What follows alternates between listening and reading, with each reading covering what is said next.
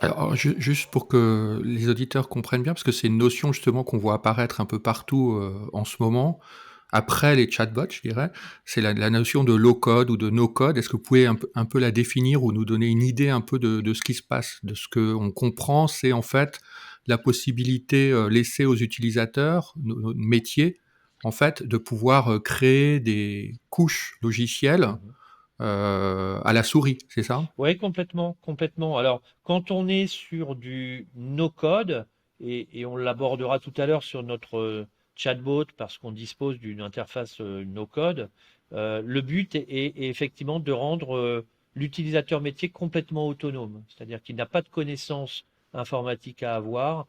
On va en fait lui proposer des interfaces très intuitives, très simples, qui vont lui permettre de construire en fait son chatbot à la demande et à façon, hein, finalement, euh, avec un certain nombre de fonctionnalités et de connecteurs sur lesquels on reviendra ultérieurement.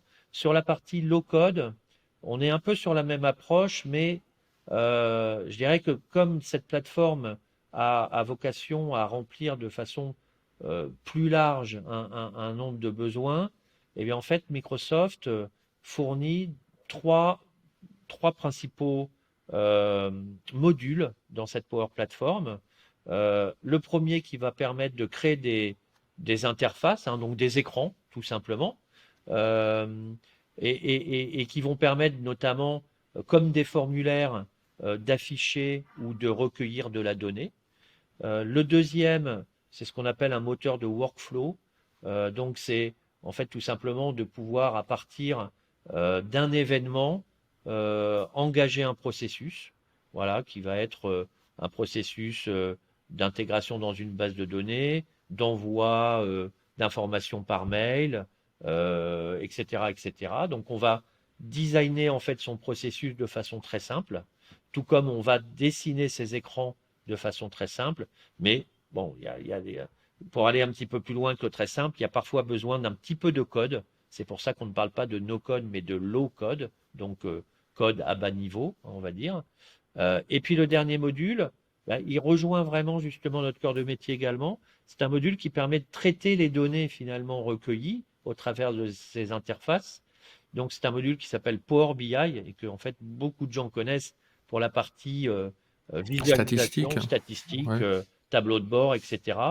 Euh, voilà, mais elle fait partie de cette famille Power Platform parce que je dirais que voilà, après avoir recueilli des informations, engagé des processus, bah, l'interface naturelle finalement de présentation de ces données de différentes façons, hein, notamment sous forme d'indicateurs, bah, va pouvoir en fait s'appuyer sur Power BI, qui est également un outil qui peut être un outil low code, mais qui en fait a également la capacité à intégrer du langage de programmation spécialisé statistique notamment, donc qui peut aller beaucoup plus loin que le low code, mais en tout cas l'interface est naturelle entre ces différentes briques. Voilà.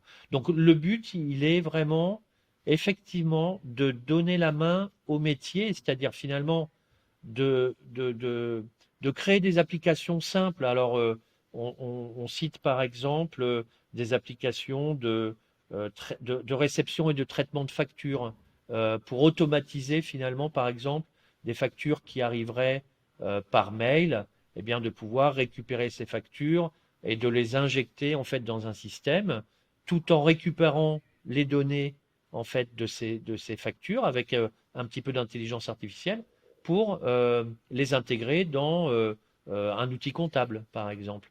Donc tout ça se fait très simplement. Je citerai un autre exemple, parce qu'on travaille beaucoup également en milieu industriel.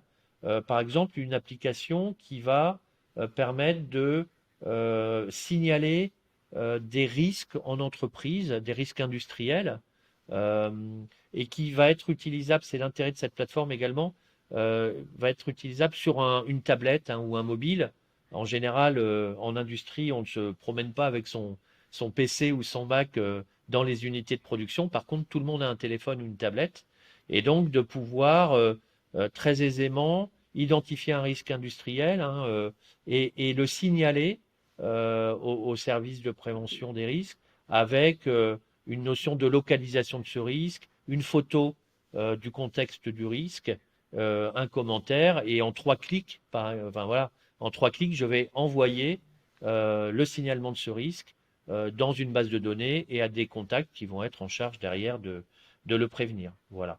Il y a un point très important parce que c'est aujourd'hui une objection qu'on entend sur ce type de plateforme, c'est de dire ben finalement on revient à ce qu'on appelle du shadow IT. Donc le shadow IT, c'est quoi?